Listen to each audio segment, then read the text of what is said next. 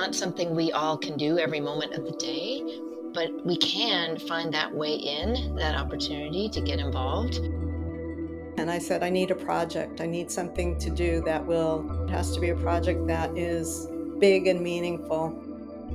The work that we did on this collection is certainly attempting to curate the kind of conversation that I think that we need to be having as one species on this planet of millions of species. Hello! Today we are here to talk about the book Creature Needs, Writers Respond to the Science of Animal Conservation. This is a collection of new literary works by prominent writers paired with excerpts from recent scientific articles that inspired and informed them. Divided into 6 sections representing the basic needs for survival: air, food, water, shelter, room to move, and each other. The stories and poems in Creature Needs vividly portray how these essential conditions are under assault through climate change, habitat loss, plastic and industrial pollution, and human intervention in natural landscapes. Creature Needs is a collaboration with a nonprofit organization. Creature Conserve is a 501c3 nonprofit outreach organization dedicated to growing a creative community that combines art with science to cultivate new pathways for wildlife conservation. The organization brings together artists, designers, writers, and experts with scientific and traditional knowledge in a supportive, welcoming space to learn about threats to wildlife, share empathy for animals, exchange ideas, and find opportunities for growth at the intersection of art, science, and conservation. Their programs are designed to support the collaborative art-sci process and are open to people at all skill levels from all backgrounds and in all countries.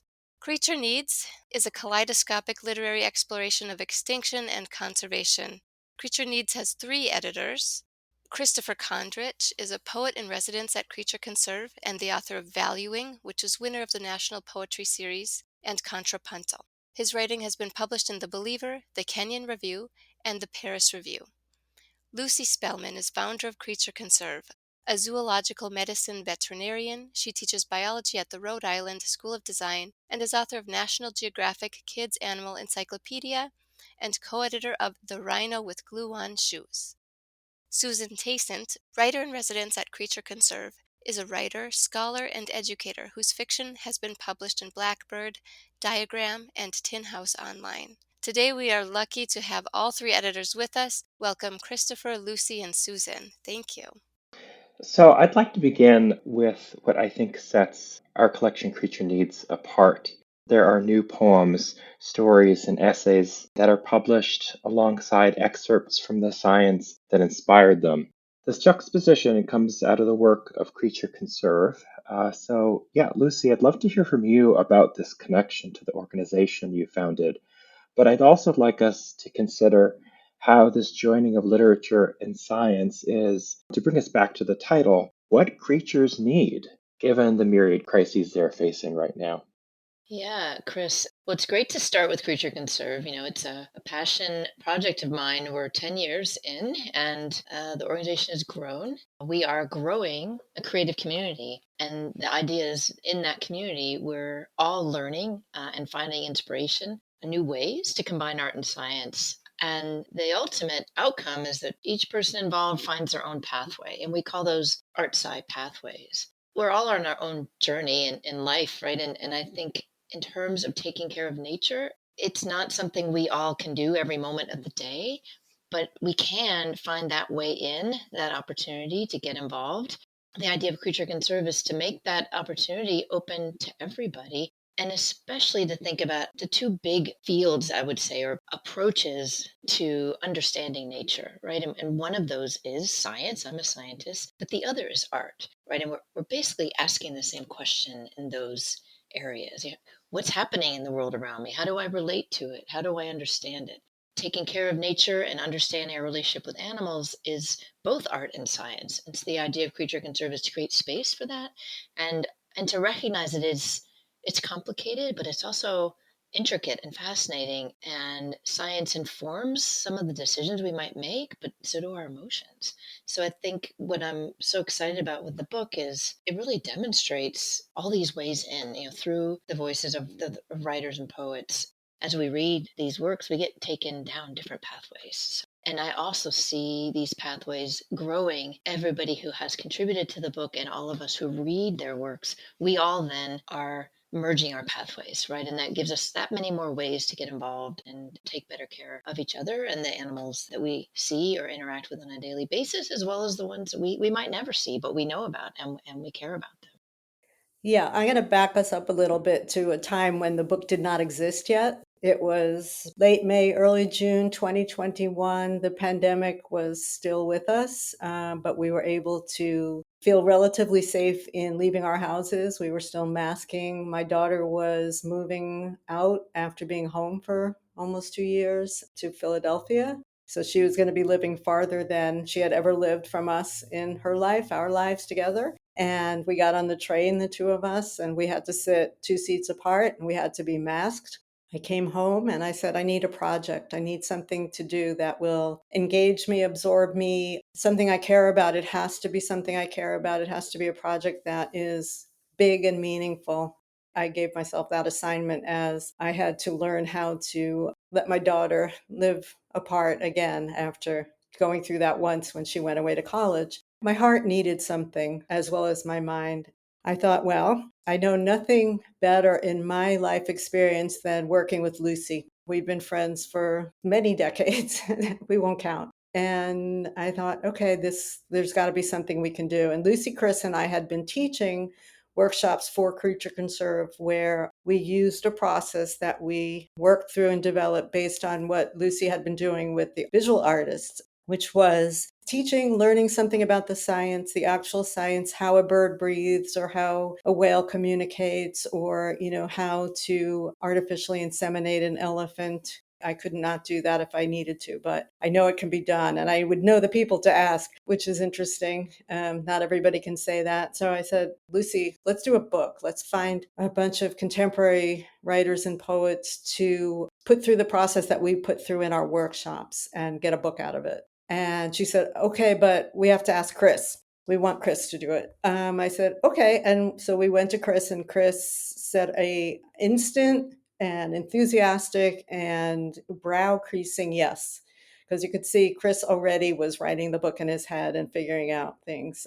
And so there we had our project, and meetings followed and thinking followed, and that wonderful thing that writers and artists do all the time, which is off camera thinking, maybe, where you're doing something else and all of a sudden you realize, whoa, we could do this, that, the other thing. So the book was born out of that need to let go of my daughter, trust that she was safe, and to nourish myself in a meaningful way. And I think that the planet right now is asking us to do some version of that, and that we better do it. We better be, I hesitate to use the word maternal, but it is a sort of maternity in terms of caretaking and listening and recognition and understanding and respect. And so that's how the book got started. And then, we thought, well, we want to ask people to do this. What do? We'll send them articles. We'll ask Lucy to put articles together. We'll set it in the United States. We will limit it to writers writing in English. We'll limit it to poets and writers who we either know or want to know. And we will ask them to read the science article and respond to it. And we won't give them writing instruction as we might have, or even reading instruction as we might have in an actual workshop, right? We will trust that they have enough experience and enough talent and enough interest and enough love for the subject to put something together. We set word limits. We set a 3,000 word or 10 pages for poets. Poets get a little more elbow room because of the white space on pages. And we started to make a list of whom we might ask. And we thought about writers and poets who have experience, sort of, have talent, have written things that indicated interest already in the topic of animal conservation and the bigger picture of basically saving species, saving planet. And we started emailing people. People we knew, people we had seen read, people we didn't know, but we knew their books. There's no pretense. If I wrote to you and I said, I love your poetry, it was because I love your poetry. If I met you at a writing workshop and you blew me away, asking you something now, that was because that's how I was feeling about your work. And 98% of people said yes. They said it quickly and they thanked us. It's not every day that you are thanked for asking somebody to do something. And, with every response and the emails that went back between Chris and me, this one said yes, that one said yes. And then we would tell Lucy, you're not going to believe who said yes. Every confirmation was another heartbeat in this project. It's like the book still didn't exist. It didn't have a cover. It didn't have page numbers. It didn't have illustrate. It didn't have all the science articles picked. It didn't have the work, but every yes was exciting. And then we sent them an article. Lucy curated the articles, and I'm going to ask Lucy to talk a little bit more about that. But I do want to just add one more thing here at this point about the book coming from again, this idea about we're coming out of a pandemic and maybe it's safe to get a little farther away from home, but where are we and what are we doing and how can we move forward? Chris and I went back and forth about how to organize the book that didn't exist yet, because if it were going to exist, it would have to have some sort of structure, right? And you start to immediately have to make choices. And so we came up with something very basic, which Lucy had been teaching me over and over again. And Maggie, you read it beautifully before. It's those 6 needs that every living creature requires, which is air, food, water, shelter, room to move, and each other. Those became the 6 sections. And then we asked Lucy to find animals, creatures, vertebrates, invertebrates, birds, sea creatures, land creatures, and we asked her to find articles for that. And then the writers were asked to choose what topic, what need they wanted, and then we would send them an article. Yeah, I mean, I think that the collection and the work that we did on this collection is certainly attempting to curate the kind of conversation that I think that we need to be having as one species on this planet of millions of species. And that is not only how do we take care of other species, but how are the needs of other species interconnected?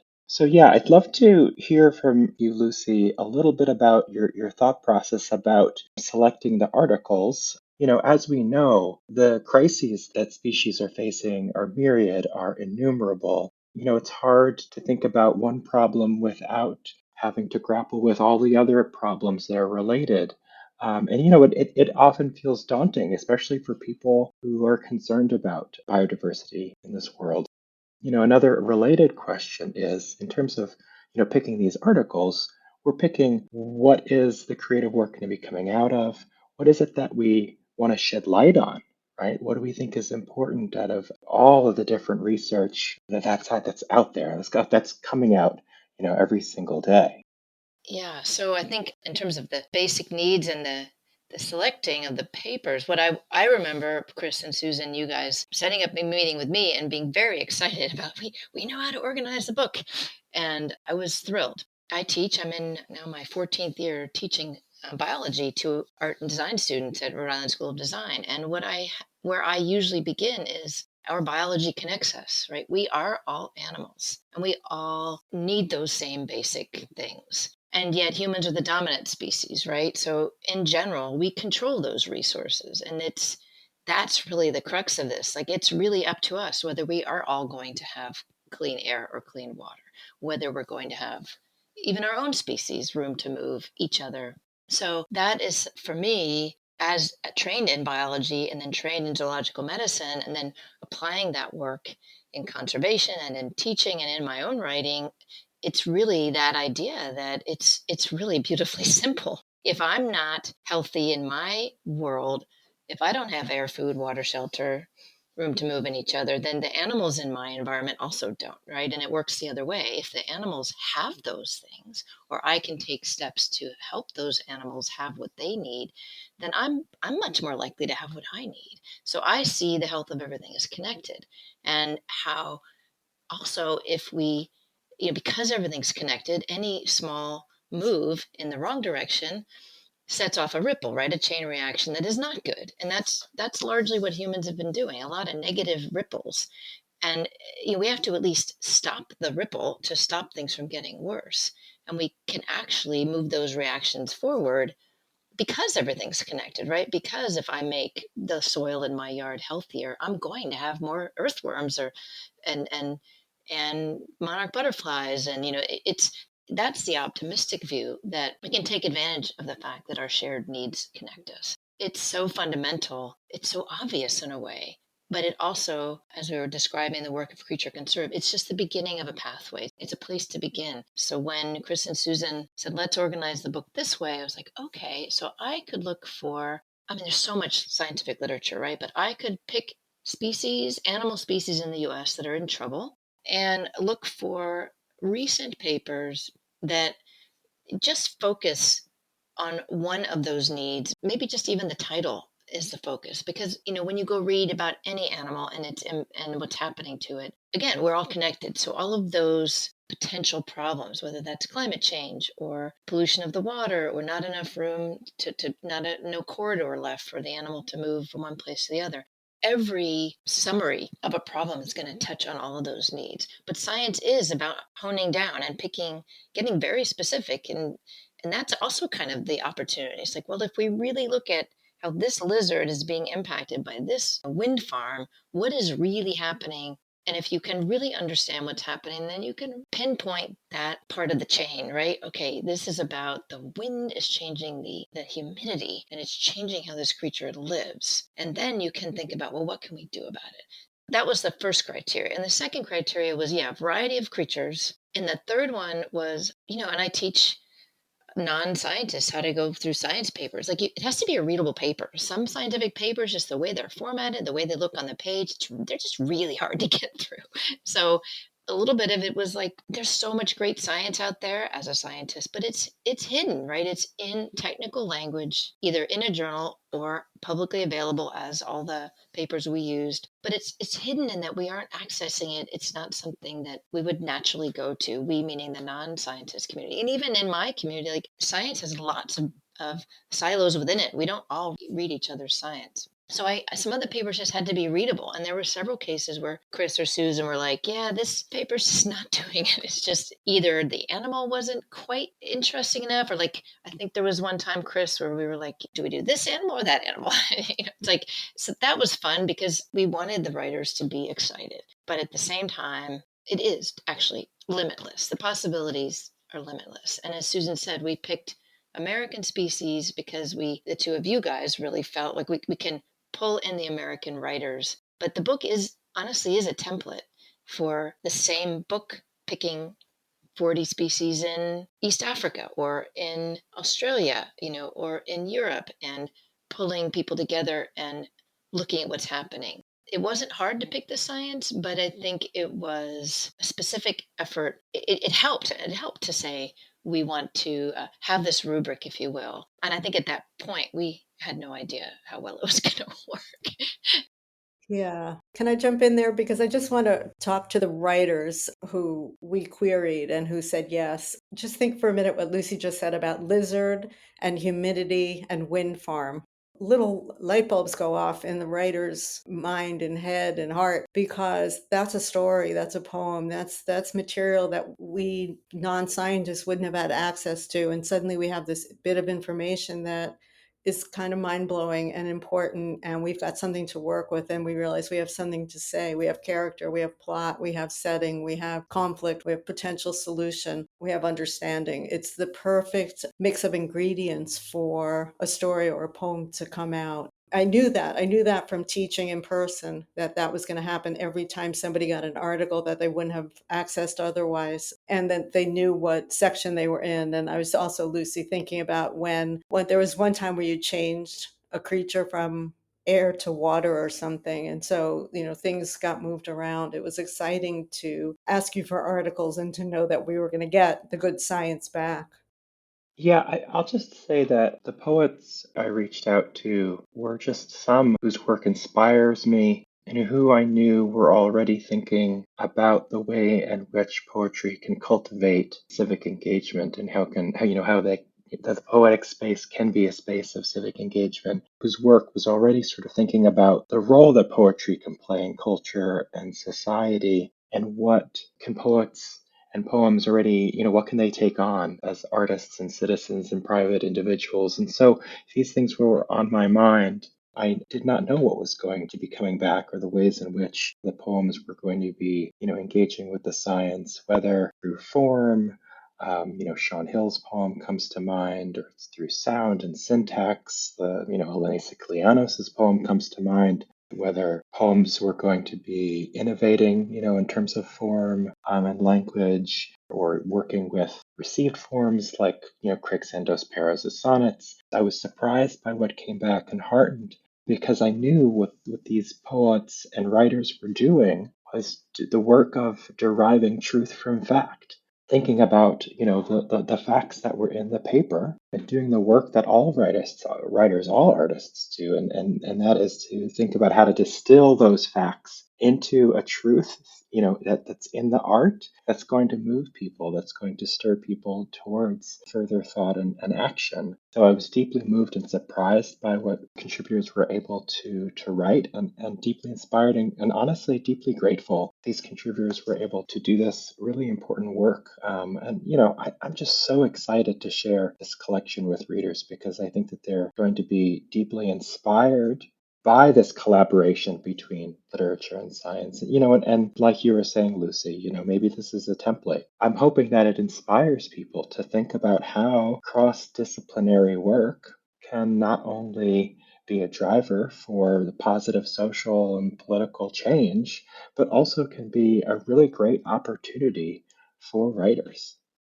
Yeah, I'm gonna add to that. It is an opportunity, and we were grateful every time a piece came back, and they came back pretty quickly. We didn't have to chase too many people down. It was like having a birthday every day. Look what came in, look what came. This It was so exciting to see the names of these writers and poets that you admire, and that you admire usually from afar, and then you get an email from them with new writing that has not been published, that was inspired by an article that you sent, that Lucy curated, about a creature that they hadn't thought about ever probably in their life before, and certainly not in those terms. And then, to know intuitively and then realize that we were putting together a workbook or a journal for people, because the wonderful folks at University of Minnesota Press design this book in ways that we could not have dreamt up ourselves. And we're so excited about the look of it from cover to cover and everything inside. It's just this perfect balance of the writing, the science, the illustrations, the categories. It's really a dream come true from a design point of view. And it's got places where a reader could write in it. And it's because of the way it's set up. You could pick up the book anywhere and read about, say, all the creatures that live in the sky before you went back to, and you could go through it that way, or you could go through it by only sea creatures, or you could read the science excerpt and then write your own piece and then read what somebody else did, which is pretty exciting to do from a creative writing point of view and from a writing workshop point of view, but also just from an interacting with the science and the creativity and your own planet. There's some creature for everybody in there. We've all seen some of them, or we've heard of some of them. And what a gift to hear about one that you didn't know about, or to find out how this works, or how a respiratory system in a creature works that isn't a human creature. I still am amazed that there was a time before the book existed. We have hard copies in our hands, so we know it's real. From those very first, yes, I would love to do that. Like, I wrote to Charles Baxter. He's become a friend. So it was like, "Dear Charlie, will you do this?" And he said, "Yes." And I said, "Well, what category do you want?" And he said, "You pick." And I said, "Okay." And I picked air, and I picked an article about fireflies, and I sent it to him. And the next day he wrote back, "Dear Susan, you sent me fireflies, and this is what happened." And there was this beautiful page and a half long piece, and it opens the book, and it's just magnificent. Annie Hartnett we sent her polar bears. And she said, "Oh no, I was hoping not to get polar bears." And I said, "I know, but you could do it." And she wrote this gorgeous story about an elderly couple whose the wife doesn't want to upset the husband. So she cuts articles out of the paper before she gives it to him to read. And, she did it. She did the polar bear justice. And that's the thing, because we were fortunate enough to be able to contact writers who are so talented and have so much investment in the survival of this planet. We got back beautiful pieces, with a lot of heart. It's just like watching some amazing seed that you planted and looking out the window, and there's this garden there that is just thriving and diverse and healthy and hopeful. Yeah, Susan, I think something the three of us have talked about and kind of the core at Creature Conserve is that this is a tough topic, right? Wildlife populations all over the world are declining. And the reason is us, right? Human impacts are causing this. It is a mass extinction. And that's not easy to think about or feel. Distilling truth from fact, finding your own way to connect with this topic. The science can say X number of polar bears, this is what's going to happen. The science can predict the climate change, but it's really the art that lets us internalize that and connect with it and taps into our emotions and our subconscious. And, it also gives the problem, if you will, context. We all have different cultures, different life experience. We spend different amounts of time in nature from, almost none to a lot. And so those are all things that affect how you deal with this topic. For me, the book has a similar potential impact as the exhibitions that we put on at Creature Conserve. Because you mentioned, we started our first programs, we're bringing visual artists together to learn from scientists and other experts in conservation. And we've had 4 major exhibits now, 30 or 40 visual artists making work around a topic, learning from experts, spending time in the field, different amounts of science. That's all great. But when you would watch people come into the exhibit, it's a lot to take in 40 artworks around how we conflict with urban wildlife or how we use animals in the wildlife trade, or even just the fact that we have this thing that is extinction happening. And people would just be drawn to 1 or 2 pieces, maybe 3. We all have a different aesthetic. We're all feeling differently on a given day. And to have the choice to say, yeah, I want to watch this short film, or I want to just go up to that sculpture and hang out with it. Or in this case, I just want to take in 1 poem.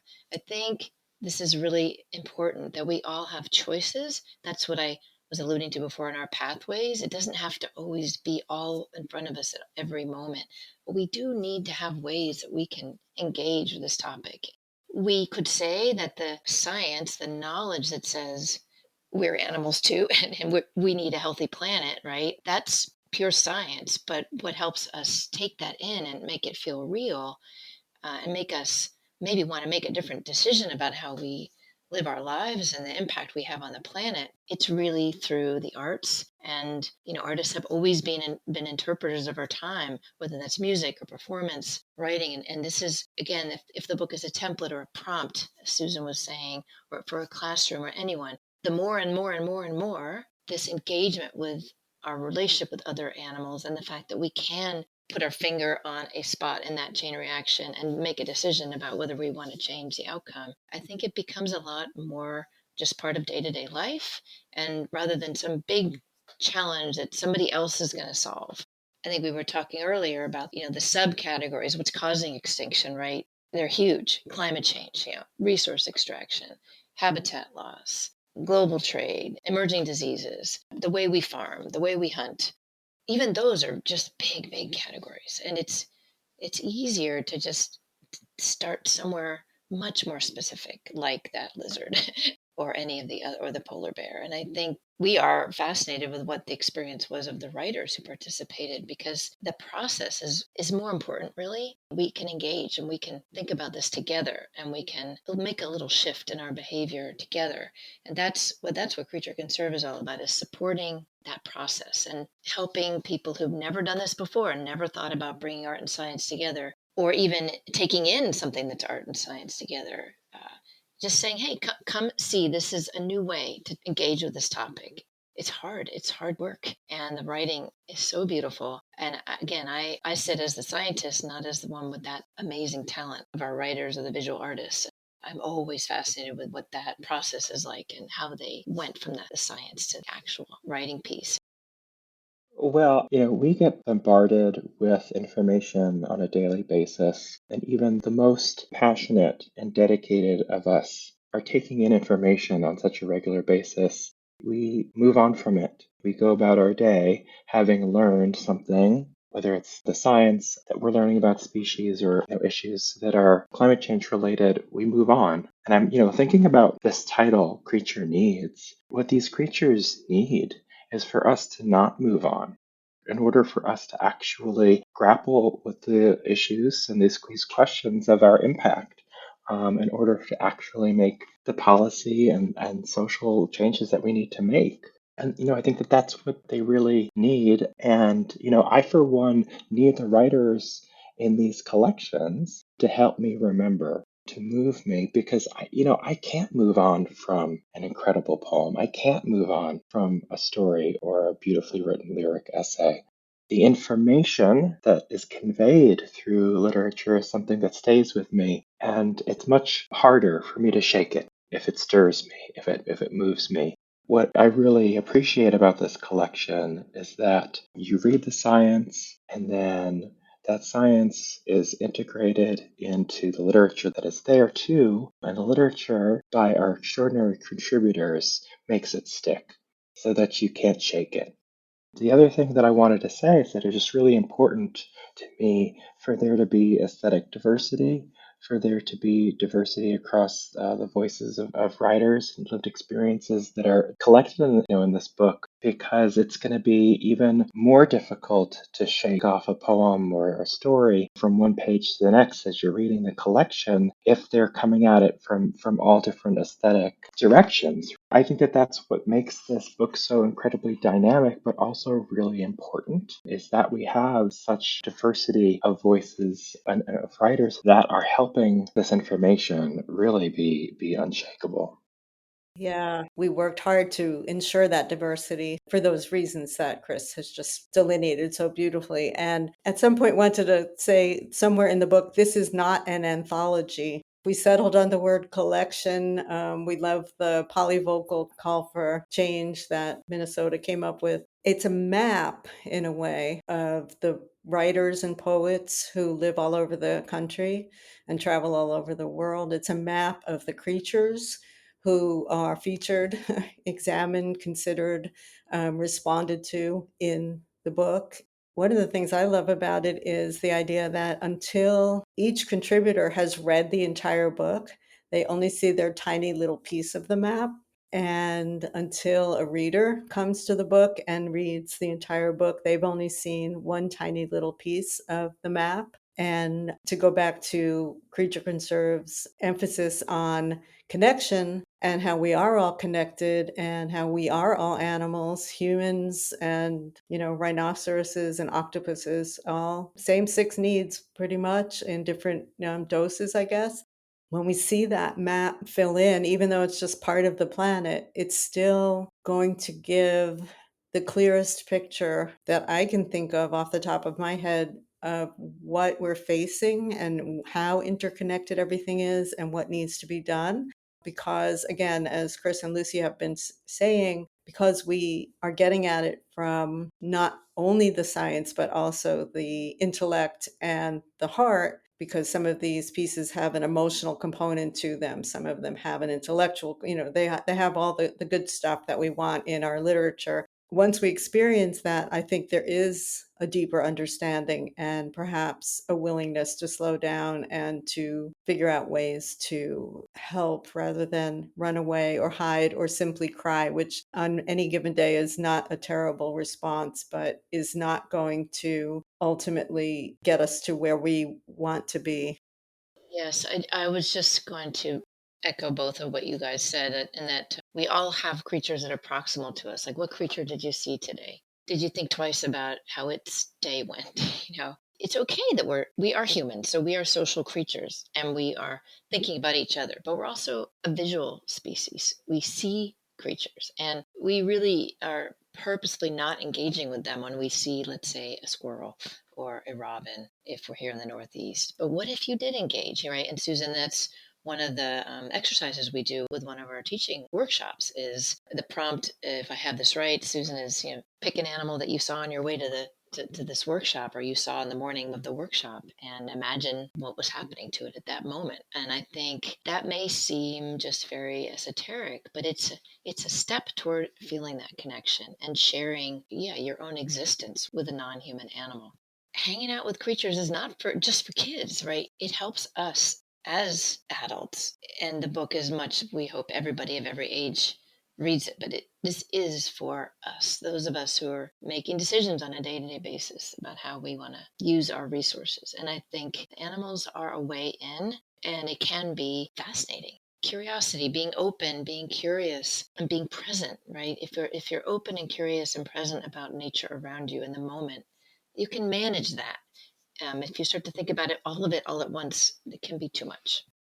Yeah, I ran into a local contributor and I asked Jody Vinson, what was it like to write about owls? And she had a bunch of answers that I thought were wonderful. But one of the things she said is she'll never forget the idea of the owls wearing tiny little backpacks they were fitted with so that they could be part of a research experiment. And so now, of course, I now picture owls with tiny little backpacks and I get to think about that. And then I get to think about what would an owl be? What were they looking for? What were the science questions? And what did they find out? It piques my curiosity. It piques my creative impulse. And Lucy, the writing exercise, we developed that for urban wildlife, the workshop on urban wildlife, learning to coexist. And we asked them, so who'd you meet on your way in? Was it a squirrel? Was it a hawk? Was it a crow? Was it a snail? And then we asked them to write, what do you think they were up to? And what would you ask them? If you could speak to them, what would you ask them? And what would you wish for them? And, you're in a room full of people who self-selected to take this workshop. And so that it's really easy to make them cry by telling them a sad story about animals. It's really easy to make them say ah and laugh if you tell them kind of a funny story about animals, because animals are endlessly amusing. And it's really easy to make them care because they already care. It was just a room full of like sparkling responses and people talking amongst themselves about what creatures they saw, and just also asking them to think about, and after the workshops, asking people to go outside and interact a little bit. And the book is going to do that too. I hope it's going to give impetus toward engaging, which is what we're really talking about here in a way, right? Yeah, this conversation about what the creative work in this collection is doing, you're sort of gearing us towards the present, makes me think of this excellent essay by Chelsea Steinauer Scudder that was published in Emergence magazine called The Lord God Bird. And she writes at one point, quote, "What if we didn't jump straight into resignation, but turned away from a future ending and toward the present, toward that which is immediately around us? Perhaps this is the real work to be done here, now." And I think that that's kind of what this collection is doing, because there is the solution. This collection is very much interested in trying to seek out solutions that the science is offering us. And part of that solution is becoming rooted in the present that is immediately around us through the creative work. There's this writer whose work I really love, Jedediah Purdy, and he asks a question in an essay. His essay is called Thinking Like a Mountain, and it was published in N+1. And this question that I keep thinking about, year in and year out after I've read it, he writes, "What is looking back at us through other species' eyes? Could we ever escape our own heads and know the viewpoint of a hawk? Is there such a thing as thinking like a mountain?" The way I think about these questions is, could we ever escape our own heads and know the viewpoint of a hawk? Of course not. Of course not. But I think that the act of trying is really important because it helps us to de emphasize the human centeredness that I think is at the root and cause of biodiversity loss, the anthropocentrism that's at the root of the myriad crises facing all these species. I think we have to try. I don't think anybody is going to read a novel that's in the voice of a hawk and actually believe that that novel is capturing exactly what the consciousness of a hawk is like. But that is an act of empathy that is integral, that is deeply compassionate and essential to living equitably on a planet of million species. So that's how I think about that question. I don't know. I would love to hear your response to the Purdy quote. Yeah, it's also willingness to walk across the divide, the apparent divide, right? To take a step over that line that we think is there, that we don't realize that we're drawing, and that is perhaps a false boundary. Yeah, I agree with that. But I think it's also about creating space to learn what it's like to be a hawk or a mountain, and then to share empathy or express empathy, and then what ideas come from that, right? It's that idea that it's accessible to all of us. We're all part of nature. Um, and I think that quote goes beyond we're all animals. It goes, we're all part of nature, right? We are as much of nature as a mountain is. So I find it, this is sounds so simple again, but if we begin there, okay, yeah, we are part of that mountain and we have a stake in whether that mountain persists or not. And that's the beginning of feeling empowered. We can't imagine exactly what that hawk is seeing, but we could try. That puts us in the present and empowers us to feel like we can participate in even just the knowing, not necessarily the solving of a problem, right? In wildlife conservation and in any big sort of effort, societal effort to solve a big problem, it can be overwhelming. Again, we talked about this earlier, and I think it can be so overwhelming that it feels like that's somebody else's job. Then nothing happens, or it feels like there's a prescribed way of behaving. And I think what I love about this quote and the book and the exhibits that we support at Creature Conserve, really all of the programs we support, is it's not prescriptive. There is no one way. There is no, this is how you do, this is how you help wildlife. We're all here on this planet where there's many, many ways, and we can all make a choice and find that path. I have one question for Chris and Susan again, just thinking about as the book comes out, and we are excited to organize with University of Minnesota Press some book launches and some readings. What do you guys think or hope will happen once the book is out there? I hope they all join hands and start a revolution, but that's just a fantasy. We don't know what it was like for them. We only know what we got back from them. It's an opportunity to let the book continue to do its work, I think, for people, right? And for creatures. So I think it's just, again, just the beginning of this magic garden that we've planted and that they've planted. And I think it's going to be amazing.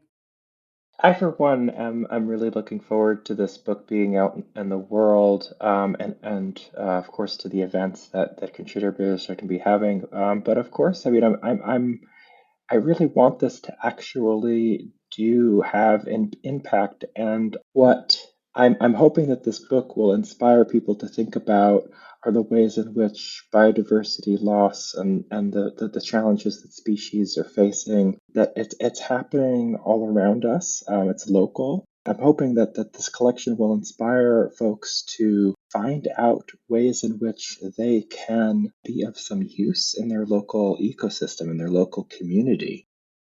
Yeah, I could add to that, Chris, because I think at Creature Conserve, we talk a lot about that pathway is not a short term. Sometimes it can take months to years to find that way in, right? So I think the expectation that I have is start somewhere, right? I think that's what you're saying, is the book is a starting point.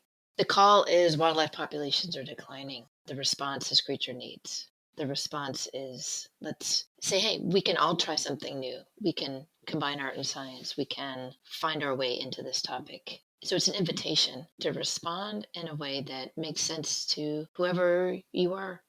And again, there's no prescription other than, yeah, right here, right now, we need to do something. And there's so many ways, so many things you can do.